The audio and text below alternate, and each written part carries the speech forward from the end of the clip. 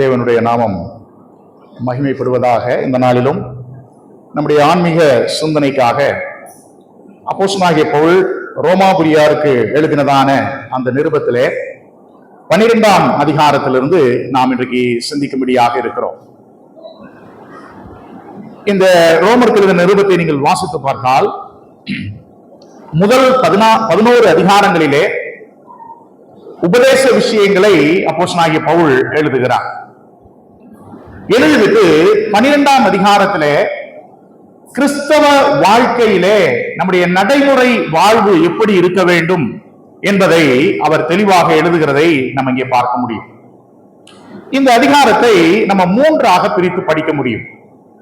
இதுல முதல் 8 வசனங்களை நீங்க படிச்சு பார்த்தீங்கன்னா, ஒரு கிறிஸ்தவனா இருக்கக்கூடியவர் தேவனுடைய ஊழியத்தை செய்வதற்கு அவருடைய மனப்பான்மை அல்லது அவருடைய மனநிலை எப்படி இருக்கணும், அவர் ஆட்டிடியூட் டுவர்ட்ஸ் சர்விங் காட் அப்படின்னு நம்ம அந்த டைட்டில் கொடுக்கலாம்.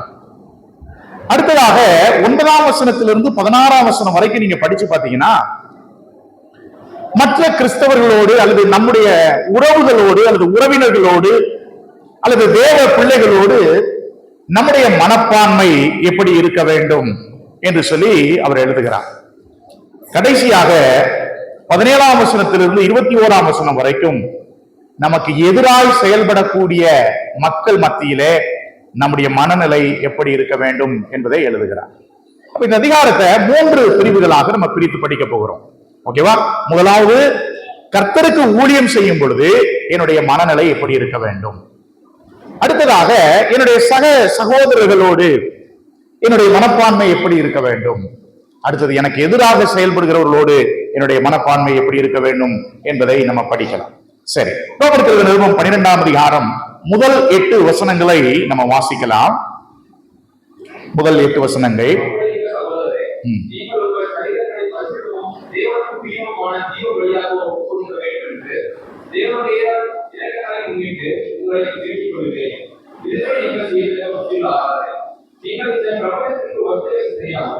தேவனுடைய நன்மையும் வீரமும் பரிபூரணமான சித்தம் இல்லை என்று அவருடைய கட்டளாக உங்கள் மனம் புத்தகத்தினாலே அருள்வார்கள். எல்லாரும் எனக்கு அகப்பட்ட கிருபையினாலே நான் சொல்வதாவது, உங்களுக்கு எவனாலும் கண்ணை விட்டு என்ன வேண்டியதற்கு துஞ்சி இல்லாமல் அவனும் தேவன் பகிர்ந்த விசுவாச ஆளும்படியே வெளிச்ச எண்ணமுள்ளவனாய் என்ன வேண்டும். ஏனெனில் நமக்கு ஒரே சரீரத்திலே அநேக அவயவங்கள் இருக்கும். எல்லா அவயவங்களுக்கும் ஒரே தொழில் இல்லாதது போல அநேகாக்கி நாமும் கிறிஸ்துவுக்குள் ஒரே சரீரமாய் இருக்க ஒருவருக்கொருவர் அவயவமாய் இருக்கிறோம். நமக்கு அகப்பட்ட கிருபையின்படியே நாம் வெவ்வேறான வரவுக்குள்ளவர்களானபடியினாலே நம்மை தீர்க்கதரிசனம் சொல்லுகிற வரத்தை உடையவர் விசுவாச பிரமாணத்திற்கு கேட்டதாக சொல்லலாம். ஊழியம் செய்கிறவன் ஊழியத்திலும் போதிக்கிறவன் போதிக்கிறதும் புத்தி சொல்கிறவன் புத்தி சொல்கிறதும் தெரிவிக்கிறார். பகிர்ந்து கொடுக்கிறவன் மஞ்சள் இல்லாமல் கொடுக்கிறார். முதலாளியானவன் தாக்குதல் இருக்கிறார். இயக்கம் செய்கிறவன் புத்தாளர்களை சேர்க்கிறார். இங்க நம்ம வாசித்த இந்த முதல் 8 வசனங்கள்ல தேவனுடைய பிள்ளைகள் நம்ம கர்த்தருக்கு ஊழியம் செய்யும் பொழுது நம்முடைய மனப்பான்மை குறித்து பவுல் மிக அழகாக எழுதுகிறார். அப்ப இந்த 1ஆம் வசனத்தில் நீங்க வாசித்து பார்த்தீங்கன்னா, அப்படி இருக்க அப்படின்னு ஆரம்பிக்கிறார். ஒண்ணு நம்ம தெரிஞ்சுக்கணும், இந்த வேதத்தை படிக்கும் போது அதிகாரம் வசனம்லாம் பிற்காலங்களிலே கொடுக்கப்பட்டது. பவுல் எழுதும் போது அதிகாரம் இத்தனை அதிகாரம் இத்தனை வசனம் அவர் எழுதல. ஏன்னா இது ஒரு கடிதம். நம்ம என்னைக்காவது ஒருத்தங்களுக்கு கடிதம் எழுதும் போது முதல் அதிகாரம் 1, 2 வசனம் போட்டு எழுத மாட்டோம். நம்ம கடிதமா எழுதுவோம். அதை நாம புரிந்து கொள்வதற்கு, எடுத்து படிப்பதற்கு, பிரயோஜனமாக இருப்பதற்காக நம்ம என்ன செஞ்சுட்டாங்க, அதிகாரங்களாக வசனங்களாக பிரித்திருக்கிறார்கள். சோ இப்ப பவுல் 12ஆம் அதிகாரம் 1ஆம் வசனத்துல அப்படி இருக்க அப்படின்னு சொல்லும் பொழுது மேல இருக்கிற விஷயங்களை சொல்லிட்டு ஆனபடியினால் அப்படின்னு எழுதுறாரு. அப்ப நான் எப்படி இருக்க, அதுதான் முதல் 11 அதிகாரங்கள்ல விளக்கி சொல்றாரு. பாவியை நீதிமானாக்கி இருக்கிறார், தேவன் பாவியை பரிசுத்தவானாக்கி இருக்கிறார் அப்படின்னு சொல்லி ரட்சிப்பிற்கான உபதேசங்கள் எல்லாத்தையும் எழுதுறார். இந்த ரோமர் முதல் 11 அதிகாரங்களை நீங்க படிச்சு பாத்தீங்கன்னா, ரட்சிப்பியல் என்று சொல்லுவார்கள், சொட்டீரியாலஜி என்று சொல்லுவார்கள். அந்த ரட்சிப்பியலை குறித்ததான பாடம் முழுவதும் இந்த உபதேசத்தின் அடிப்படையில் தான் எடுக்கப்பட்டது. அப்ப பாவியை தேவன் எப்படி நீதிமானாக்கி இருக்கிறார்? நம்ம இன்னைக்கு நீதிமான், ஏன்னா அது தேவன் செய்த கிரியை. நாம இன்றைக்கு பரிசுத்தவான்கள், பாவிகள் கிடையாது. நம்ம ஒரு காலத்திலே பாவிகளாக இருந்தோம், இன்றைக்கு நாம் பரிசுத்தவான்களாக இருக்கிறோம் தேவனுடைய பார்வையில்.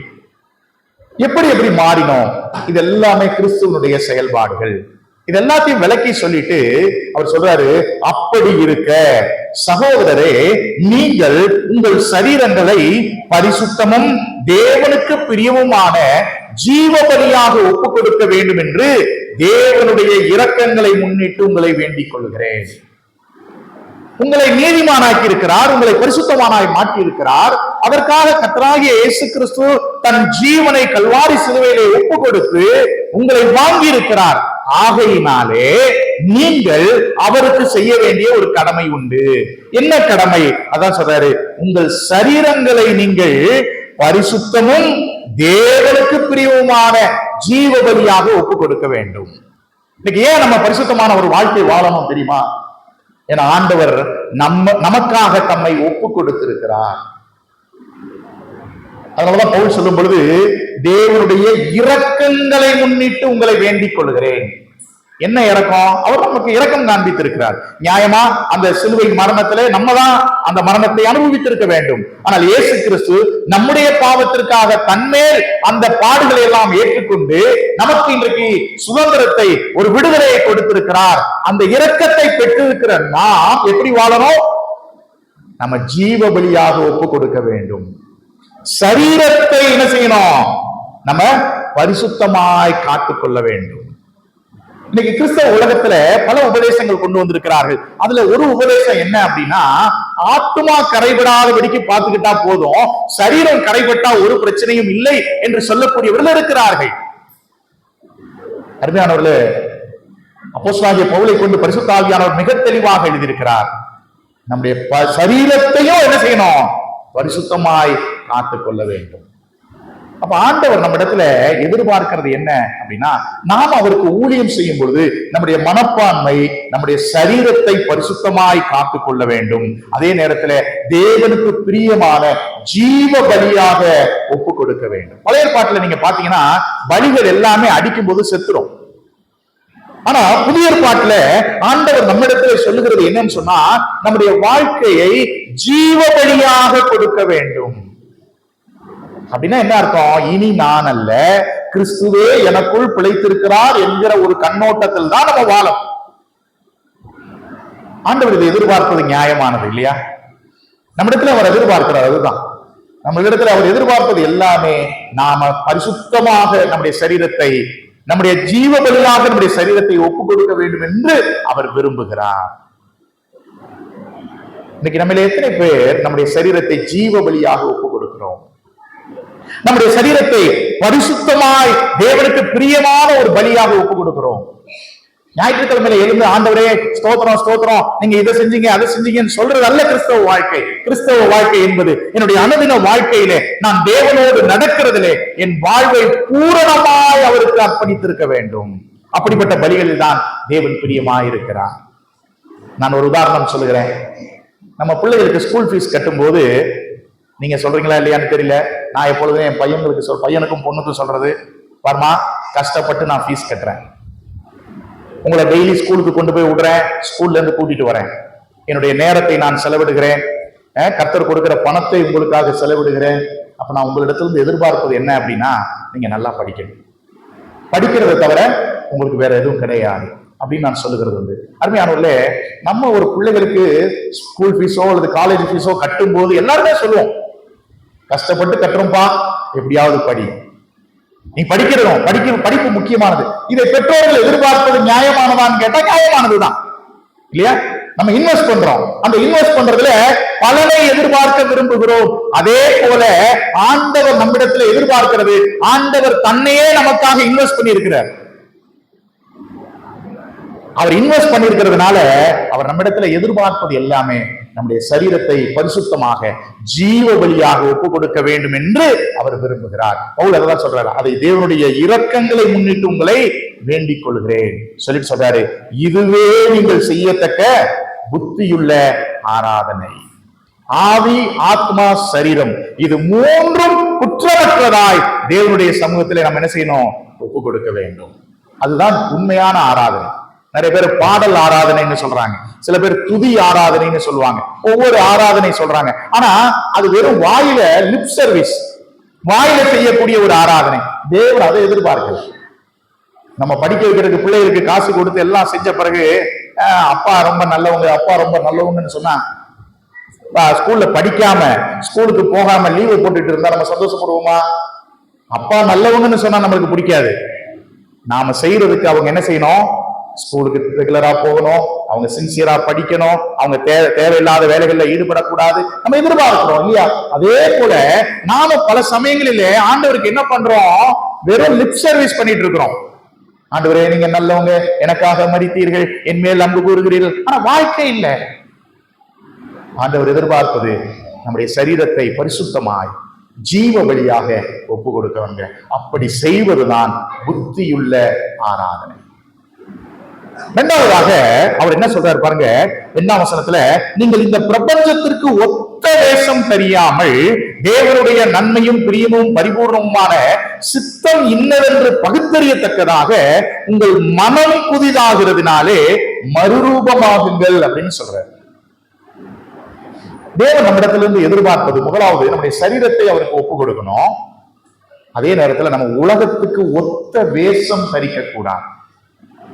அதனுடைய மீனிங் என்னவா இருக்கும்? உலகத்திற்கு ஒத்த வேஷம் தரிக்க கூடாது. நம்ம யாரும் உலகத்தினுடைய ஒத்த வேஷத்தை தரிக்கிறோமான்னு கேட்டா 80% 90% அப்படிதான் இருக்கிறோம்.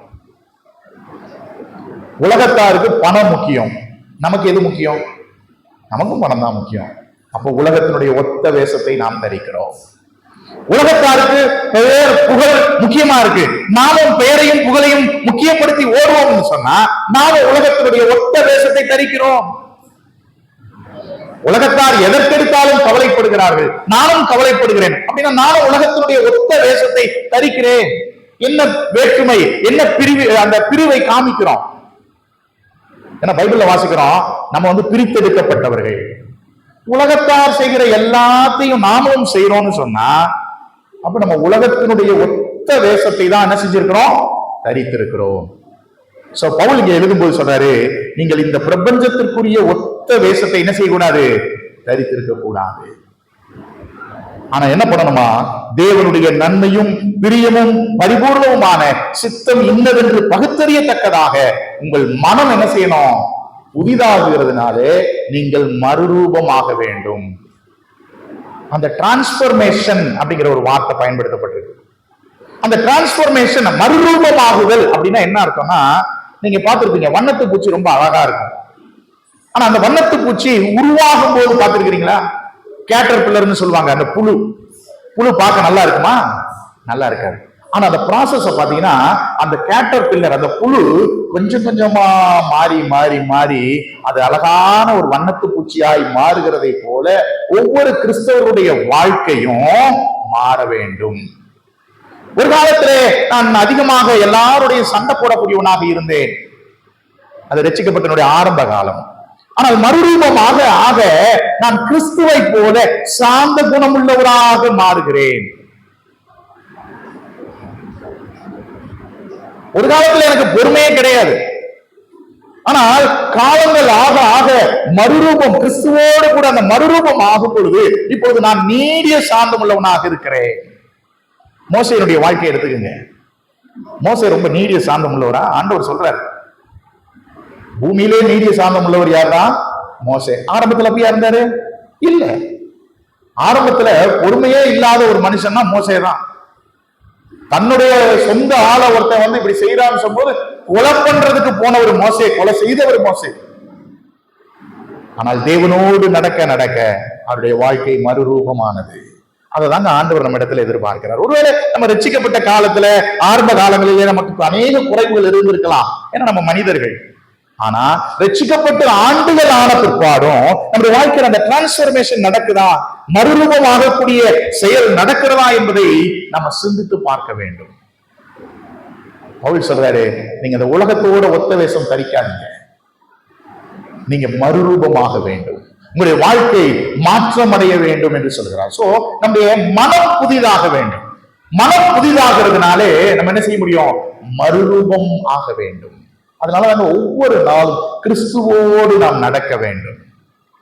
கிறிஸ்துவனுடைய அந்த சுவாபத்தை ஒவ்வொரு நாளும் வெளிப்படுத்த வேண்டும். என்னுடைய வார்த்தைகள் மாறி இருக்க வேண்டும். ஒவ்வொரு நாளிலும் என்னுடைய செயல்பாடுகள் மாறி இருக்க வேண்டும். என்னுடைய வாழ்க்கை முழுவதுமே மாறி இருக்க வேண்டும்.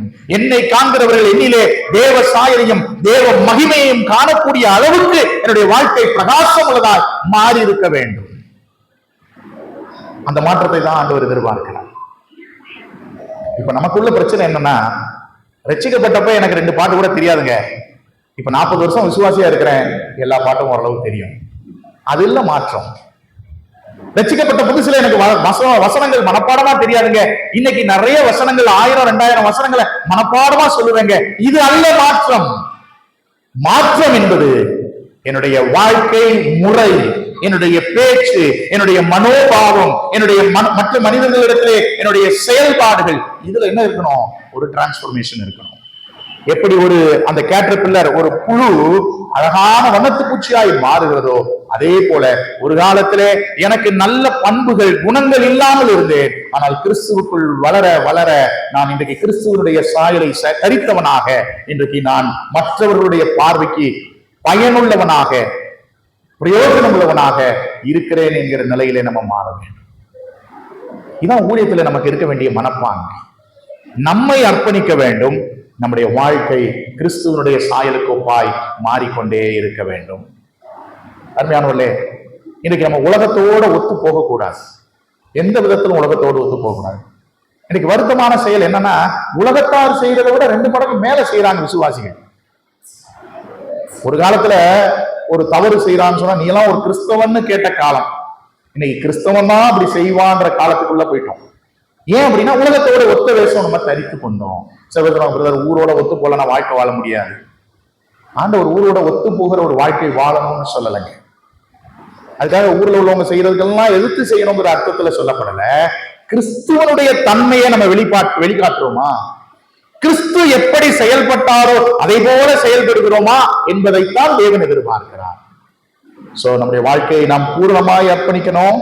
அடுத்தது, நம்முடைய வாழ்க்கை மறுரூபமாகக்கூடிய ஒரு அனுபவத்தோடு இருக்க வேண்டும் என்பதை நம்ம பார்க்கிறோம்.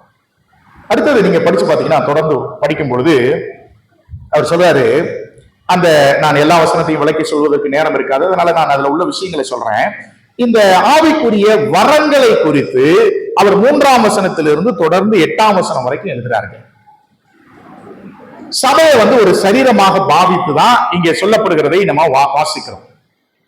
இப்ப நீங்க வாசி பாத்தீங்கன்னா 4ஆம் வசனத்துல அவர் சொல்றாரு, ஏனெனில் நமக்கு ஒரே சரீரத்தில் அநேக அவயவங்கள் இருந்தும் எல்லா அவயவங்களுக்கும் ஒரே தொழில் ஈராதது போல.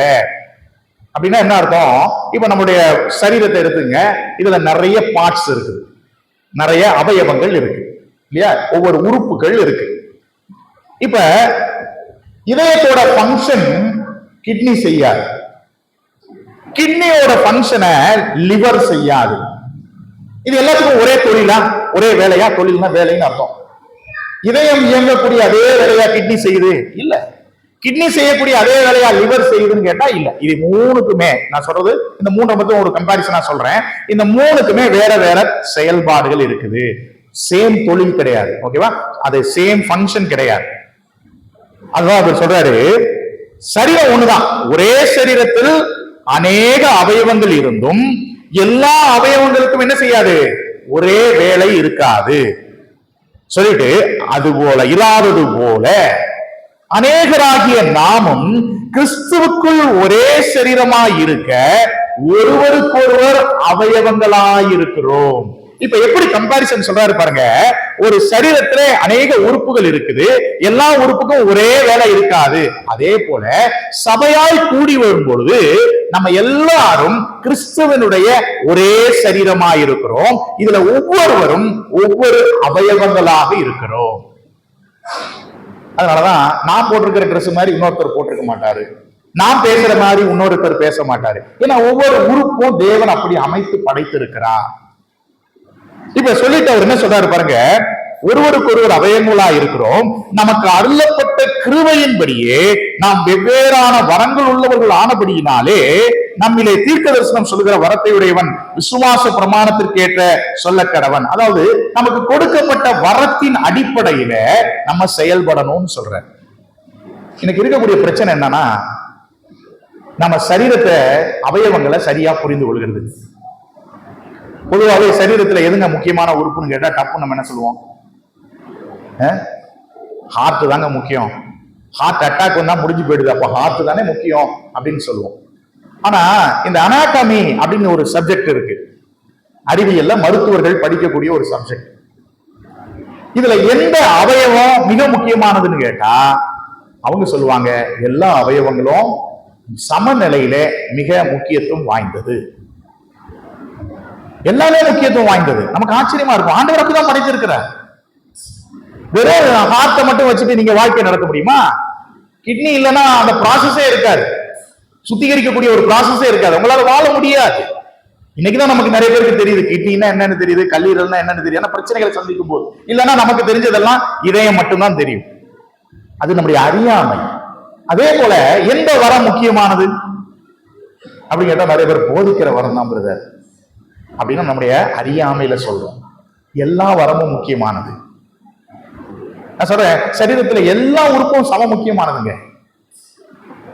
இந்த நகம் எதுக்குன்னு சொல்லுங்க பார்க்கலாம்.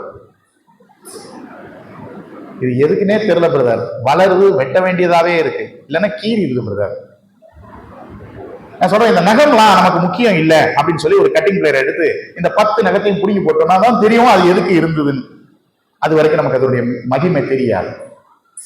அதே போல சபையில் இருக்கக்கூடிய ஒவ்வொரு தேவனுடைய பிள்ளைகளுடைய வரங்கள் மிக முக்கியமானது. அதனாலதான் சபைக்கு யாரு முக்கியமானவங்க இல்லைன்னு சொல்லக்கூடாது, இவங்கதான் முக்கியமானவங்கன்னு சொல்லக்கூடாது. ஏன்னா எல்லாருமே கோஈக்குவல், நம்ம எல்லாருமே சரிசமமானவர்கள். ஃபங்க்ஷன் வித்தியாசமானதான், ஓகேவா? ஊழியக்காரர்கள் அவங்களுடைய செயல்பாடுகள் வித்தியாசமானது, மூப்பர்களுடைய செயல்பாடுகள் வித்தியாசமானது, உதவிக்காரருடைய செயல்பாடுகள் வித்தியாசமானது, இந்த செயல்பாடுகள் வித்தியாசமானது. ஆனா மனிதர்கள் சமமானவர்கள். இதை நம்ம புரிந்து கொள்ளணும். அதனாலதான் பவுல் இங்க எழுதும் போது அவர் சொல்றாரு, நமக்கு அளிக்கப்பட்ட கிருபை வரத்தின்படியே நம்ம என்ன செய்யணும்னா செயல்படுத்த வேண்டும் என்று சொல்லுகிறார். இன்னைக்கு வரங்களை கொண்டு பிரித்துக் கொள்கிறார்கள். நாங்க தான் ரொம்ப முக்கியமானவங்க சபையில அப்படின்னு சொல்றாங்க. இல்ல, நமக்கு வரங்கள் வித்தியாசமா இருக்குது, ஆனா நம்ம எல்லாருமே சரிசமமானவர்கள் என்பதை நம்ம புரிந்து கொள்கிறோம். நீங்க கொருந்து புஸ்தகத்துல நீங்க படிச்சு பாத்தீங்கன்னா அந்த கொருந்து சபையில டிவிஷன் வந்ததுக்கு காரணம் என்னன்னா தலைவர்களை பெருசாக்கிட்டாங்க. ஒரு குரூப் பவுல் தான், ஒரு குரூப் இவர் பீட்டர் பேதுரு தான், இன்னொரு குரூப் இல்ல அப்பல்லோ, சில பேர் இயேசு கிறிஸ்து. ஏன் சொன்னாங்க? பவுல் பின்னாடி விளக்கி சொல்லும் போது சொல்றாரு, எப்பா நாங்கள் எல்லாரும் வேலைக்காரர்கள், நாங்கள் செய்கிற வேலைக்கு கூலியை பெற்றுக் கொண்டு போவோம். இது எந்த ஊழியக்காரனால ஊழியம் நடக்கல. நான் நட்டேன், அப்பல்லோ நீர் பாய்ச்சுகிறான், ஆனால் அதில் விளைவு யாரை கொண்டு விளைய செய்கிறது யாரு? தேவன். அதே போலதான் நம்ம ஒவ்வொருவருக்கும் ஆவிக்குரிய வரங்களை தேவன் கொடுத்திருக்கிறார். நம்முடைய செயல்பாடுகள் மட்டும் முக்கியம் அல்ல, எல்லாருடைய செயல்பாடுகளும் அது முக்கியமானதாக இருக்கிறது. சோ இந்த மனப்பான்மை கர்த்தருக்கு ஊழியம் செய்யும் போது வேணுங்க. நான் செய்யற ஊழியம் தான் முக்கியம் அப்படின்னு நினைக்க கூடாது. இன்னொருவருக்கு கொடுக்கப்பட்ட அந்த வரமும் முக்கியமானது, எல்லாருக்கும் கொடுக்கப்பட்ட வரமும் முக்கியமானது அப்படிங்கிற ஒரு மனநிலை நமக்கு இருக்க வேண்டும். இதுல சில ஆவிக்குரிய வரங்களை குறித்து சொல்றாரு. அதுல என்ன வரம்? தீர்க்க தரிசன வரம். இது என்ன? கர்த்தர் சொன்ன வார்த்தையை அறிவிக்கக்கூடிய ஒரு ஊழியம், அதான் தீர்க்க தரிசன வரம். அடுத்தது நீங்க வாசித்து பாத்தீங்கன்னா போதிக்கிறவன் அப்படின்னு சொல்லி நம்ம வாசிக்கிறோம். அப்ப அந்த போதிக்கிறது அப்படின்னா தேவனுடைய வார்த்தைகளை விளக்கி சொல்லக்கூடிய ஒரு ஊழியம். அடுத்தது நீங்க வாசித்து பாத்தீங்கன்னா அங்க நம்ம வாசிக்கிறோம், ஊழியம் செய்கிறவன் ஊழியத்திலும், அடுத்தது போதிக்கிறவன் போதிக்கிறதிலும், அடுத்தது புத்தி சொல்லுகிறவன் புத்தி சொல்கிறவன். புத்தி சொல்லுகிறது ஒரு வரமா? ஆமா, அது ஒரு வரம். புத்தி சொல்கிறது ஒரு ஆவிக்குரிய வரமாக இருக்கிறது. அது என்ன செய்வாங்க? அவங்க வந்து மேடையில் என்னன்னு பேசணும்னு அவசியம் கிடையாது. யாரோ ஒரு கஷ்டத்தின் மத்தியில, பாடுகளின் மத்தியில போகும்போது அவங்கள்ட்ட போய் உட்கார்ந்து, ஐயா உங்களுக்கு நான் இப்படி எல்லாம் பிரச்சனைகள் இருக்குது, கர்த்தர் நம்மளோட இருக்கிறாரு, நீங்க பயப்படாதீங்க. அவங்க பேசுகிற வார்த்தை அவர்களுக்கு தைரியம் அளிக்கக்கூடியதாக இருக்கும். அது ஒரு ஆவிக்குரிய வரம். அதே நேரத்தில் நம்ம அடுத்து வாசிக்கிறோம், பகிர்ந்து கொடுக்கிறவன் வஞ்சனை இல்லாமல் கொடுக்கிறவன். கர்த்தருக்காக கொடுப்பது ஒரு வரம். இந்த கொடுக்கக்கூடிய வரம் உள்ளவர்கள் எத்தனை பேர் என்ன குறை சொன்னாலும் அவங்களால கொடுக்கறத நிப்பாட்டவே முடியாது. கர்த்தருக்காக அவங்க கொடுத்துக்கிட்டே இருப்பாங்க. ஏன்னா அது அவங்களுக்கு ஸ்பிரிச்சுவல் கிஃப்ட், அது ஒரு ஆவிக்குரிய வரம், தேவன் அதை கொடுத்திருக்கிறார். அடுத்தது தமிழ்ல முதலாளியானவன் ஜாக்கிரதையா இருக்க கடவன் போட்டிருக்கு. ஆக்சுவலா இது வந்து நம்ம முதலாளினா தொழிலாளி முதலாளிங்கிற ஒரு கான்செப்ட்ல டிரான்ஸ்லேஷன் பண்ணியிருக்கிறாங்க. ஆக்சுவலா அங்க சொல்ல வர்றது அட்மினிஸ்ட்ரேஷன், சபையை நிர்வாகம் செய்யக்கூடியவர்கள் எப்படி இருக்கணுமா, ஜாக்கிரதை உள்ளவர்களாக இருக்க வேண்டுமா. அதாவது இந்த எல்டர்ஸ், இவாஞ்சலிஸ்ட், யார் சபையை வழி நடத்துகிறார்களோ அவர்களை குறித்து தான் முதலாளின்னு அவங்க டிரான்ஸ்லேஷன் பண்ணிட்டாங்க. ஆக்சுவலா அது வந்து நிர்வாகம் செய்யக்கூடியவர்கள் அல்லது வழி நடத்தக்கூடியவர்கள் எப்படி இருக்கணுமா, ஜாக்கிரதை உள்ளவர்களாக இருக்க வேண்டுமா. அது ஒரு ஆவிக்குரிய வரம். மூப்பர்கள் என்பது, சுவிசேஷகர்கள் என்பது இதெல்லாம் ஆவிக்குரிய வரம். சோ அவர்கள் ஜாக்கிரதையோடு இருக்க வேண்டுமா. அடுத்தது நீங்க வாசித்து பாத்தீங்கன்னா அங்க நம்ம வாசிக்கிறோம், இரக்கம் செய்கிறவன் உற்சாகத்தோடு அவன் செய்ய கடவன். இரக்கம் காண்பிப்பது ஒரு வரமான்னு கேட்டா ஆமா, அது ஒரு ஆவிக்குரிய வரம். இங்க இரக்கம் அப்படிங்கிறதுக்கு, அதாவது இரக்கம் காண்பிப்பது என்பதற்கு கிரேக்க மொழியில அதற்குரிய உண்மையான அர்த்தம் என்னன்னா, வியாதியஸ்தர்களை போய் சந்திப்பது. இதான் இரக்கம் காண்பிப்பது. இரக்கம் காண்பிப்பது என்பதனுடைய சரியான அர்த்தம் கிரேக்க மொழியில என்ன சொல்லப்பட்டிருக்குன்னு சொன்னா, வியாதியஸ்தர்களை போய் சந்திப்பது. இதுதான் இரக்கம் காண்பிப்பதனுடைய அர்த்தம். சோ இங்க நம்ம வாசிக்கும் பொழுது இந்த 8 வசனத்துல வரைக்கும் ஆவிக்குரிய வரங்களை குறித்து சொல்கிறார். ஓகேவா? சோ அப்ப இந்த 8 வசனங்கள்ல 3 விஷயங்களை படிக்கிறோம். என்னென்ன விஷயங்கள் படிக்கிறோம்? முதலாவது நம்ம படித்தது, நம்ம சரீரத்தை ஜீவ பலியாக ஒப்பு கொடுக்க வேண்டும். அதாவது பூரண அர்ப்பணிப்பு இருக்கணுங்க. கிறிஸ்தவ வாழ்க்கையில முழுமையான அர்ப்பணிப்பு இருக்கணும். ஆண்டவரும் வேணும், பணமும் வேணும், ஆண்டவரும் வேணும், எல்லாமே வேணும், அப்படி இருக்கக்கூடாது. நீங்க புதிய ஏற்பாட்டுல நீங்க வாசி பாத்தீங்கன்னா இயேசு கிறிஸ்து அந்த டிசைபிள்ஷிப்பை குறித்து அவர் சொல்றாரு. யாரு சீசனா இருக்கணும் ரொம்ப தெளிவா சொல்றாரு. தகப்பனையாவது, தாயையாவது, மனைவியையாவது, பிள்ளைகளையாவது, சகோதரனையாவது, சகோதரியையாவது என்னிலும் அதிகமாய் நேசிக்கிறவர் எனக்கு பாத்திரன் அல்ல அப்படின்னு சொன்னார். தன்னைத்தான் வெறுக்காவிட்டால் அவன் எனக்கு சீசனா இருக்க முடியாதுங்கிறார். தன் சிலுவையை எடுத்துக்கொண்டு பின்பற்றாதவன் எனக்கு சீசனா இருக்க முடியாதுங்கிறார். அப்ப ஆண்டவர் எதிர்பார்ப்பதெல்லாம் என்னது? டோட்டல் கமிட்மெண்ட், டோட்டல் டெடிகேஷன், பூரணமான அர்ப்பணம், முழுமையான ஒப்பு கொடுத்தலை தான் ஆண்டவர் எதிர்பார்க்கிறார்.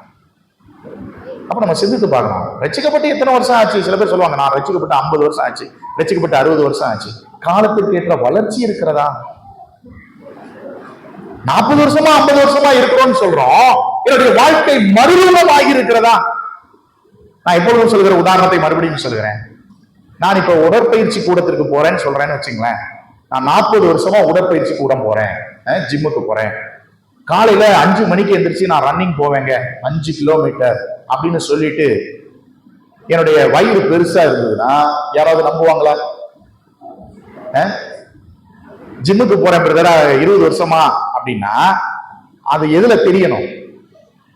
என்னுடைய சரீரத்துல தெரியணும். எனக்கு வயிறு இவ்வளவு பெருசா தொப்பையை வச்சுட்டு நான் 20 வருஷமா ஜிம்முக்கு போனேன் அப்படின்னு சொன்னா எல்லாரும் என்ன கேட்பாங்க? அங்க வேலைக்கு போனீங்களா பிரதர்? இல்ல உங்க ஃப்ரெண்டை பார்க்க போனீங்களா? எதுக்கு போனீங்க? ஏன் அப்படி கேட்கறாங்க? ஏன்னா அது சரீரத்துல வெளிப்படவில்லை. அதே போல நாம கிறிஸ்துவை இத்தனை வருஷமா பின்பற்றி இருக்கிறோம் என்றால் என்னுடைய வாழ்க்கை மறுரூபமாகி இருக்க வேண்டும்.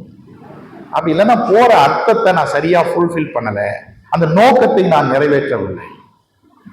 அருமையானவருடைய வாழ்க்கையில மறுரூபமாகக்கூடிய ஒரு அனுபவம் இருக்கிறதா? நம்ம எல்லாருமே குறைவுள்ளவர்கள் தான். யாரும், நான் நேற்று சொன்னது போல, யாரும் பூரண பரிசுத்தர் ஆக முடியாது. அது பரலோகத்துக்குள்ள போனாதான் அது நடக்கும். பரலோகத்துக்கு வெளியில எல்லாருமே குறைவுள்ளவர்கள் தான். ஆனா நம்முடைய வாழ்க்கை மாறிக்கொண்டே இருக்கிறதா? கிறிஸ்துவுக்கு ஒப்பாக மாறிக்கொண்டு இருக்கிறதா என்பதை நம்ம எப்பொழுதுமே சிந்தித்து பார்க்க வேண்டும். சோ முதல் 8 வசனங்களில கர்த்தருக்கு ஊழியம் செய்யும் பொழுது நம்முடைய மனப்பான்மை மிக முக்கியமாக இருக்குது. அதனாலதான் எப்படி இருக்கணுங்கிறதை அவர் சொல்றாரு, நம்மை பூரணமாய் அர்ப்பணிக்க வேண்டும். அப்படி அர்ப்பணித்துதான் கர்த்தருக்கு ஊழியம் செய்யும். என்னுடைய வாழ்க்கை சரியில்லாத பட்சத்துல நான் கர்த்தருக்கு செய்கிற எந்த ஊழியத்தையும் ஆண்டவர் அங்கீகரிக்க மாட்டார். அதை நம்ம நல்லா தெரிஞ்சுக்கணும். கிறிஸ்தவ ஊழியம் என்பது, கிறிஸ்துவுக்கு சேவை செய்வது என்பது, என் வாழ்க்கை எப்படி வேணாலும் இருக்கணும் பிரதர், நான் கர்த்தருக்காக ஊழியம் செய்வேன்னா ஆண்டவர் அதை ஒரு நாள் அங்கீகரிக்க மாட்டார். ஏன்னா ஆண்டவர் சொல்லும் போதே சொல்றாரு, முதலாவது பாத்திரத்தின் உட்புறத்தை சுத்தப்படுத்துங்கிறார். நம்முடைய ஆண்டவர் முதல்ல உள்ளத்தை பார்க்கக்கூடியவர். என்னுடைய வாழ்க்கை சரியில்லாத பட்சத்துல ஆண்டவர் என்னுடைய ஊழியத்தை கூட அங்கீகரிக்க மாட்டார். இவன் சீடர்கள் இயேசு கிறிஸ்துவை கேட்டாங்க, யார் பரலோகத்துல பெரியவனா இருப்பான்? வேதவசனத்தை சுமந்து எல்லா பக்கமும் திரியறவங்க அப்படின்னு அவங்க நினைச்சாங்க. ஆனா ஆண்டவர் சொல்றாரு, கை கொண்டு போதிக்கிறவன் தான் என்ன செய்வான்? பரலோகத்துல பெரிய ஆளா இருப்பான்னு சொல்லி. சோ நம்முடைய வாழ்க்கை அர்ப்பணிப்போட இருந்துதான் கர்த்தருக்கு என்ன செய்யணும்? சேவை செய்ய வேண்டும். ஓகே, அடுத்ததாக 9 முதல் 16 வசனங்களிலே மற்றவர்களோடு அல்லது சக விசுவாசிகளோடு நம்முடைய மனப்பான்மை எப்படி இருக்கணும் அப்படிங்கிறத அவர் எழுதுறார். அதுல நீங்க படிச்சு பாத்தீங்கன்னா, அதுல நம்ம வாசிக்கும் பொழுது 11ஆம் வசனத்துல 10ஆம் வசனத்துல அவர் சொல்றாரு, சகோதர சிநேகத்திலே ஒருவருக்கு மேல் ஒருவர் பட்சமாயிருங்கள். சகோதர சிநேகத்துல என்ன பண்ணணுமா? ஒருவர் மேல் ஒருவர் பட்சமாயிருக்க வேண்டும் என்று அவர் எழுதுகிறார். கிறிஸ்தவ வாழ்க்கையில் இது ரொம்ப அடிப்படையான ஒரு முக்கியமாக நம்ம அதை பார்க்கிறோம். உண்மையான அன்பு நமக்கு வேண்டுங்க. இன்னைக்கு அன்பு என்று நம்ம நினைக்கிறோம், ஆனா அது உண்மையான அன்பா இல்லை. அதனாலதான் இங்க வாசிக்கும் பொழுது நம்ம அன்பை குறித்து அவர் எழுதுகிறாரு, உங்கள் அன்பு மாயமற்றதாய் இருக்க வேண்டும் என்று எழுதுகிறார். நமக்கு அன்பு தெரியும், ஆனா ஆவியானவர் என்ன எழுதுறாருன்னா, அன்புலயும் என்ன இருக்கு? கலப்படம் இருக்குங்கிறார். இன்னைக்கு எல்லாத்துலயுமே கலப்படம் இருக்கு. ஓகேவா? ஒரு பொருள் கொண்டு வர அடுத்து சைனால இருந்து ஒரு பொருள் வந்துடும், அதே மாதிரி இருக்கும். சென்னையில இருக்கக்கூடிய பர்மா பஜார்ல போய் கேட்கும்போது சொல்லுவாங்க, சில பொருட்களை கொடுப்பாங்க. நாங்க சில சமயம் கேட்போம், சார் அது ஒரிஜினலா? ஒரிஜினல் இல்ல, டூப்ளிகேட் தான், ஆனா ஒரிஜினலோட நல்லா இருக்கும். ஒரிஜினலோட எப்படி நல்லா இருக்கும்? இன்னைக்கு கிறிஸ்தவ வாழ்க்கையும் போலித்தனம் உலகத்துல நிறைந்து இருக்கிறது, கிறிஸ்தவத்திற்குள்ளும் அது வந்து விட்டது. அன்பு மாயமற்றதா இருக்கணும். அன்பு மாயமுள்ளதா இருக்க முடியுமா? இருக்க முடியும். சில சமயங்களில் சில சகோதரர்களை பார்க்கும்போது முன்னாடி என்ன செய்வாங்க, சித்து பிரதர் உங்களுக்காக ஜெபம் பண்றோம் பிரதர், எவ்வளவு நல்லா இருக்கிறீங்க அப்படின்லாம் விசாரிப்பாங்க. பின்னாடி போயிட்டு சொல்லுவாங்க, இவன்லாம் ஒரு ஆளா, இவன்லாம் ரட்சிக்கப்பட்டிருக்கானே தெரியல, பொல்லாதவன். அது மாயமுள்ள அன்பு. எதுவுமே நேரடியா சொல்லணும், தப்புனா நேரடியா சொல்லலாம், ஒன்னும் தப்பே கிடையாது. ஆனா நேசிப்பதை போல காண்பித்து வெறுப்பது தவறு. ஆண்டவர் அதை ஒருபோதும் அங்கீகரிக்க மாட்டாருங்க. இன்னைக்கு நிறைய விசுவாசிகள் மாய்மாலத்தை ஒரு பெரிய விஷயமா பார்க்கிறது இல்ல. நீங்க அப்போஸ்தலர்கள் 5ஆம் அதிகாரத்துல வாசிச்சு பாத்தீங்கன்னா, அனனியா சப்பிரால் பேதுருவிடத்துல பொய் சொன்னாங்கன்னு தான் நம்ம படிக்கிறோம். ஆனா அதை ஆழமா படிச்சு பாத்தீங்கன்னா, அவர்கள் செய்த பாவம் என்ன தெரியுங்களா? மாய்மாலம். எல்லாத்தையும் அவங்க வித்து கொடுக்கல, வித்துட்டு ஒரு பங்கை எடுத்து வச்சாங்க. ஆனா சபையாருக்கு காண்பித்தது எப்படி? நாங்களும் பர்னபாவை போல எல்லாத்தையும் வித்து கொடுத்தோன்ற மாதிரி காமிச்சாங்க. அந்த மாய்மாலத்துக்கு தான் அனனியாவுடைய உயிரும் போனது, சப்பிராளுடைய உயிரும் போனது. நீங்க அந்த பகுதியில படிச்சு பார்த்திருக்கீங்களா? ஆண்டவருக்கு கொடுக்காத யாரும் செத்து போலங்க அந்த பகுதியில. அந்த சபையில ஆண்டவருக்கே காசு கொடுக்காதவங்க கூட செத்து போல. ஆனா ஒரு பகுதியை வஞ்சித்து வைத்து விட்டு எல்லாவற்றையும் கொடுத்ததை போல அந்த மாய்மாலம் செய்த பாவத்திற்காக ஒரு குடும்பத்துல அந்த கணவன் மனைவி 2 பேரும் என்ன செஞ்சாங்க? செத்து போனாங்க. அப்ப மாய்மாலத்திற்கான விளைவு பாருங்க எவ்வளவு கொடுமையா இருந்திருக்கு. ஆண்டவர் அதை வெறுக்கிறார் என்பதைத்தான் நம்ம பார்க்கிறோம். நம்முடைய வாழ்க்கையில மாய்மாலம் இருக்கவே கூடாது. அதுலயும் விசேஷமா நாம் அன்பு கூறுகிறதுல நம்முடைய அன்பு மாயமற்றதாய் கலப்படமற்றதாய் இருக்க வேண்டும். அதான் இங்க அவர் சொல்றாரு, உங்கள் அன்பு மாயமற்றதாய் இருப்பதாக, தீமையை வெறுத்து நன்மையை பெற்றுக் கொள்ளுங்கள் அப்படின்னு சொல்லிட்டு அவர் சொல்றாரு, சகோதர சிநேகத்திலே நீங்கள் ஒருவர் மேல் ஒருவர் பட்சமாயிருங்கள். உண்மையான அன்பு, மாயமற்ற அன்பு எப்படி இருக்கும் அப்படின்னா பட்சமா இருக்கும், அஃபெக்ஷனேட் அப்படின்னு சொல்லுவாங்க. இந்த பட்சமா இருக்கிறது அப்படின்னா அர்த்தம் என்ன சொல்லுங்க பார்க்கலாம். பட்சமா இருக்கிறது அப்படின்னா என்ன அர்த்தம்? ஏன்னா நம்ம பல வருஷமா பைபிள் ஸ்டடி எல்லாம் கேட்டிருக்கிறோம். இதோட வேர்ட் மீனிங் என்ன? அஃபெக்ஷனேட் அல்லது பட்சமா இருப்பது அப்படிங்கிறது அர்த்தம் என்ன?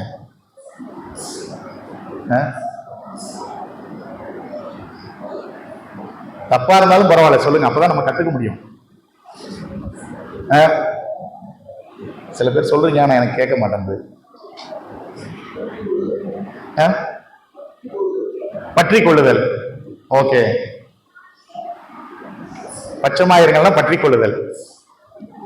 பிரதர் சொல்ற பதில் எப்படின்னா, ஸ்கூல்ல கேட்பாங்க, தம்பி ஏன்பா லேட் ஆயிடுச்சு சார் அப்படின்ற மாதிரி, பட்சமாயிருங்கன்னா பற்றி கொள்வது அப்படின்றார். ரெண்டு ஒரே மீனிங் தான். வேர்ட் ஸ்டடி எவ்வளவு முக்கியங்கிறத நம்ம புரிஞ்சுக்கணும். இப்ப இங்க வாசிக்கும் பொழுது இந்த அன்பை பத்தி தான் அவர் எழுதுறாரு. அதுல வாசிங்கன்னா, ஒருவர் மேல் ஒரு பட்சமாய் இருங்கள் அப்படிங்கிறது என்னன்னா, கடினமாய் ஒருவரை நடத்துவதை தவிர்த்துக் கொள்வது. ஹார்ஷ் டீலிங்னு சொல்லுவாங்க. எப்படி தெரியுமா? சில சமயம் அந்த முரட்டுத்தனமா நடந்துக்குவாங்க பாருங்க, அது இருக்கக்கூடாது. நம்முடைய கோபத்தை கண்ட்ரோல் பண்ண தெரியாம விட்டுருவோம் பாருங்க, அது மாதிரி என்ன செய்யக்கூடாது, செய்யக்கூடாது. சகோதரத்துல பட்சமாக இருக்கணும். ஒருவேளை அவர் தப்பு செஞ்சுட்டா கூட ரொம்ப நம்ம பொறுமையா, ஏப்பா அப்படி பண்ண அப்படின்னு கேட்கிறோம் பாருங்க, அதுதான் பட்சமா இருக்கு. சோ நம்ம சகோதர இடத்துல எப்படி நடந்துக்கணுமா, பட்சமாய் இருக்கணுமா. பேசும்போது ரொம்ப கனிவாக பேச வேண்டும். நீங்க ஆதி திருச்சபைகளில் நீங்க பாத்தீங்கன்னா, அவர்கள் ஒருவரோடு ஒருவர் பரிசுத்த முத்தமிட்டார்கள்னு வாசிக்கிறோம். அதுதான் கனிவு, கனிவான நடக்கை. இன்னைக்கு இந்த ஹார்ஷ் டீலிங் எல்லாம் ஒத்து வராது. இப்ப இந்தியாவிலேயே என்னைக்கு மாறப்போகுதுன்னு தெரியல. பல நாடுகளிலே இன்றைக்கு பெற்றோர்கள் தங்களுடைய சொந்த பிள்ளைகளாக இருந்தாலும் பிள்ளைகளை அடிப்பதற்கு உரிமை இல்லை. ஏன் அப்படிங்கிறதுக்கு அரசாங்கம் சொல்லுகிற ஒரு விளக்கம் நான் கேள்விப்பட்டேன். வெளிநாட்டுல இருக்கக்கூடிய ஒரு சகோதரர் சொன்னாரு, ஏன் அடிக்க கூடாதுன்னா, நீ சின்ன பிள்ளைகளை அடிச்சு அடிச்சு அவனுக்குள்ள வெறியை கலப்பி விடுற, அவன் தான் நாளைக்கு தீவிரவாதியா மாறுறான் நாட்டுக்குள்ள. அதனால அவன்கிட்ட நீ கனிவா நடந்து கொள், அவனும் கனிவா நடந்து கொள்வான். நீ எதை பிரதிபலிக்கிறியோ அதைதான் அவனும் பிரதிபலிப்பான் வளர்ந்த பிறகு. அதனாலதான் இந்த அரசாங்கம் பிள்ளைகளை அடிக்க கூடாது என்று சட்டம் இயற்றி இருக்கிறதுன்னு சொல்றாங்க. அருமையானவர்களே, நம்முடைய நடத்தை மற்றவர்களை கனிவா இருக்குதா? நாம கனிவா நடந்து கொண்டா ஒரு பெரிய மாற்றத்தை, ஒரு பெரிய தாக்கத்தை நம்மை சுற்றி இருக்கிற இடத்துல ஏற்படுத்த முடியும். இன்னைக்கு முரட்டுத்தனமா, அதாவது அவங்களுக்கு கோபத்தை கண்ட்ரோல் பண்ண தெரியாததுனால வாய் தவறி பேசுகிறார்கள். அவருடைய செயல்கள் எல்லாமே ஒரு முரட்டுத்தனமாக இருக்கிறதை நம்ம பார்க்கிறோம். ஆனா உங்கள் அன்பு கலப்படம் இல்லாத அன்பாக இருக்கும்னு சொன்னா நீங்க பட்சமா இருப்பீர்கள், அவரிடத்திலே கனிவாக பேசக்கூடியவர்களாக இருப்பீர்கள் என்பதை குறித்து நம்ம பார்க்கிறோம். அடுத்ததாக நீங்க படிச்சு பாத்தீங்கன்னா, அங்க நிறைய விஷயங்கள் இதுல சொல்லப்பட்டிருக்கு. நான் அதை சிலவற்றை மாத்திரம் உங்களுக்கு சொல்ல விரும்புகிறேன். உண்மையான அன்பு 12ஆம் வசனத்துல வாசிக்கிறோம், அவர்கள் ஜெபத்திலே உறுதியாய் தரித்திருப்பார்கள் என்று சொல்லி நம்ம வாசிக்கிறோம். நமக்கு உண்மையான மாயமில்லாத ஒரு அன்பு இருக்கும்னு சொன்னா நாம ஜெபத்திலே உறுதியா இருப்போம், மற்றவர்களுக்காக தொடர்ந்து ஜெபிக்கக்கூடியவர்களாக இருப்போம் என்பதை நம்ம புரிந்து கொள்வோம். நிறைய நேரங்கள்ல நாம மற்றவர்களுக்காக பொறுமையாக ஜெபிக்காமல் இருப்பதற்குரிய காரணமே நம்மால அன்பு செலுத்தாததனுடைய ஒரு காரணம் தான். சோ உண்மையான கலப்படம் இல்லாத ஒரு அன்பு இருக்குன்னு சொன்னா நம்ம ஜெபத்திலே உறுதியாக தரித்திருப்போம். அடுத்தது நீங்க வாசி பாத்தீங்கன்னா 13ஆம் வசனத்துல, பரிசுத்தவான்களுடைய குறைவில் அவர்களுக்கு என்ன செய்யுங்க, உதவி செய்யுங்கள். பகிர்ந்து கொடுப்பது வாங்குவதுதான் கிறிஸ்தவமே. இயேசு கிறிஸ்து தன்னுடைய உச்சந்தலை முதல் உள்ளங்கால் வரைக்கும் பூரண சரீரத்தையும் யாருக்காக ஒப்பு கொடுத்தார்? மற்றவர்களுக்காக ஒப்பு கொடுத்தார். அப்ப நம்மளும் கிறிஸ்தவ வாழ்க்கையில பகிர்ந்து கொடுக்க வேண்டும். எனக்கு என் குடும்பத்துக்கு நம்ம என்ன செய்யக்கூடாது, எல்லாவற்றையும் நமக்கென்று வைத்துக் கொள்ளக்கூடாது. நாம மற்றவர்களுக்கு பகிர்ந்து கொடுக்க வேண்டும். நீங்க ஆதி திருச்சபையில பார்க்கும்போது இன்றைக்கு நமக்கு லாட்ஜ் ஃபெசிலிட்டி இருக்கு, ரூம் ஃபெசிலிட்டி இருக்கு, டிரான்ஸ்போர்ட் ஃபெசிலிட்டி இருக்கு. அன்றைக்கெல்லாம் அப்படி கிடையாது. ஒரு விசுவாசிகள் ஒரு இடத்துல இருந்து இன்னொரு இடத்துக்கு போனோம்னா தங்குவதற்கு லாட்ஜ் எல்லாம் கிடையாது. யாராவது ஒரு விசுவாச குடும்பத்தார் அவர்களை ஏற்றுக்கொண்டு அவர்களுக்கு உபசரித்தாதான் அவங்களால இருக்க முடியும். நீங்க 3 யோவான்ல வாசித்து பாத்தீங்கன்னாலும் அது தெரியும். யோவான் அதை எழுதுவார், இப்படிப்பட்டவர்களை நீங்க வீட்டில ஏற்றுக்கொண்டு அவர்களுக்கு சகல உபசரிப்பையும் செய்யுங்க, வழிக்கு எல்லாத்தையும் கொடுத்து அனுப்புங்கன்னு சொல்றாரு. அதனுடைய அர்த்தம் என்ன? ஏன்னா அன்றைக்கு அவர்கள் தங்குவதற்கான ஃபெசிலிட்டி எங்கேயுமே கிடையாது.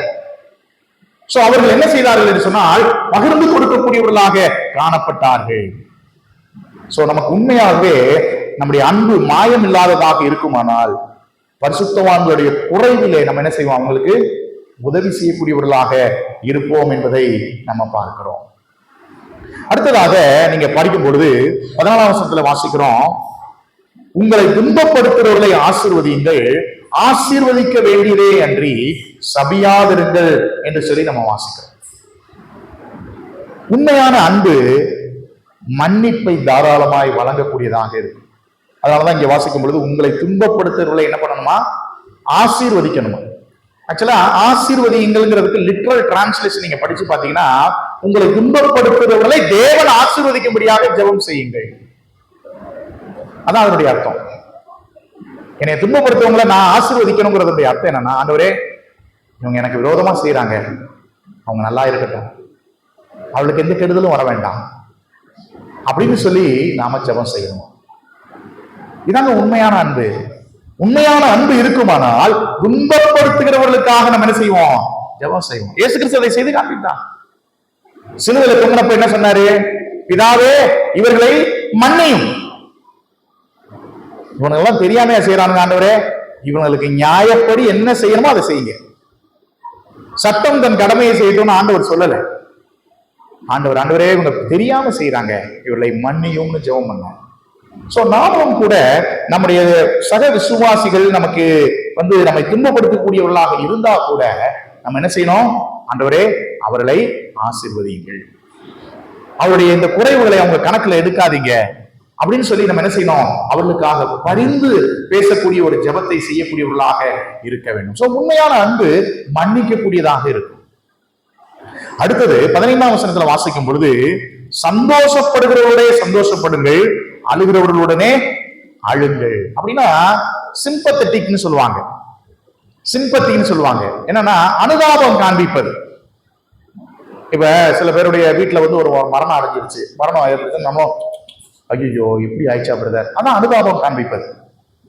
சந்தோஷத்துல சந்தோஷமா இருக்கும். இன்னைக்கு விசுவாசிகளை நீங்க பாத்தீங்கன்னா, சில விசுவாசிகளுடைய வாழ்க்கையில சந்தோஷம் இருந்தா சிலருக்கு துக்கம் ஆயிடும், சில விசுவாசிகளை துக்கப்படும் போது அவங்களுக்கு சந்தோஷம் ஆயிடும். நான் நடைமுறைகளை பார்த்திருக்கிறேன்.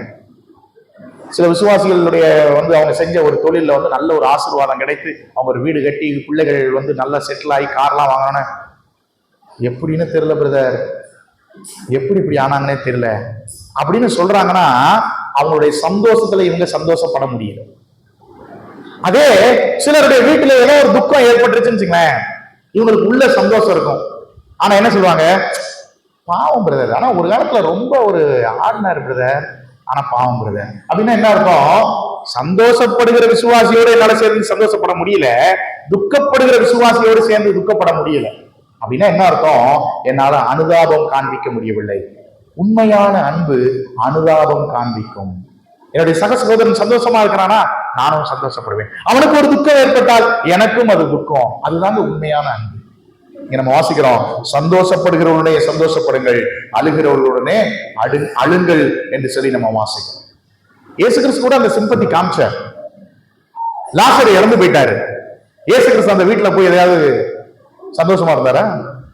அங்க நம்ம வாசிக்கிறோம், லாசர் இருந்தப்போ இயேசு கிறிஸ்து அந்த கல்லறை இடத்துக்கு போனாரு, அவரும் அந்த துக்கத்தை என்ன செஞ்சாரு, பகிர்ந்து கொண்டதாக நம்ம பார்க்கிறோம்.